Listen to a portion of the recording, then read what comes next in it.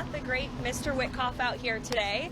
Obviously, there's a lot of foreign policy news. The president put out a very strong statement to Hamas directly last night, and Mr. Witkoff brought the hostages to the White House, to the Oval Office yesterday.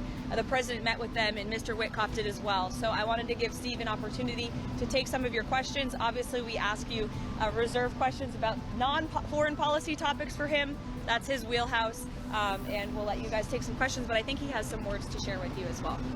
Hi everybody. So we had a wonderful day with the hostages yesterday. We had them for breakfast, spent a bunch of time with them, and then of course they got the treat of a lifetime. They got to spend some time with President Trump. And we thought it was going to be a short period of time because his day was busy, but he ended up spending about an hour with them, with each of the hostages. Pictures, and spent a lot of time listening to their stories about what happened for them in captivity, and he was clearly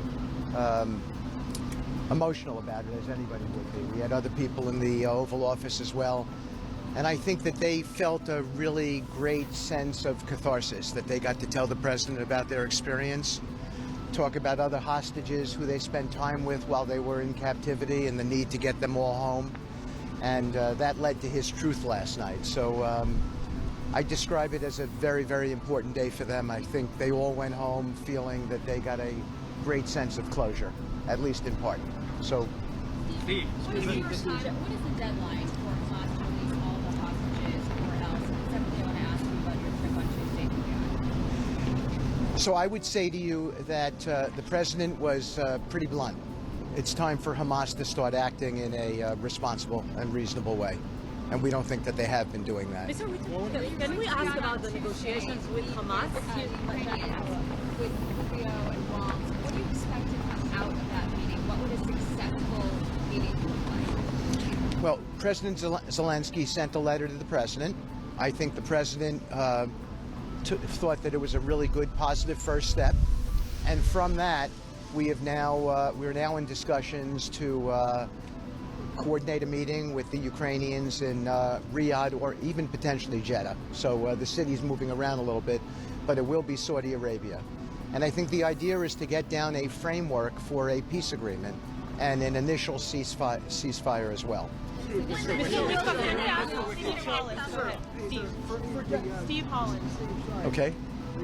Direct discussions with Hamas. هنا إن شاء الله مقصد ريال صفة يشيرون حماس. How are you meeting Alexander? Well, Eden Alexander is very important to us, as all the hostages are, but Eden Alexander is an American, and he's injured. And so he's a top priority for us. And Adam Bowler is, as you know, the special envoy in charge of hostages, and he's had conversations. We feel that Hamas has not been forthright with us, and it's time for them to be forthright with us. And Eden Alexander would be a very important show. And so we'll see how they're going to react. The president has issued a statement about what's acceptable to him and what's not. And hopefully we'll see some good conduct next week, and I'll be able to go in there and have discussions. So is the three-phase kind of agreement framework still in place, or did the president's social kind of up in that? Well, I would say that the president basically was saying, I don't want to put words in his mouth, but I think it's fairly clear he was saying, I've had enough. Like, there's a lot of mistreatment. There's a lot of conversation among these hostages about the deprivation that they went through, about murders that they saw. And I think that the president listened to it, absorbed it, and said, it's unacceptable. I'm not going to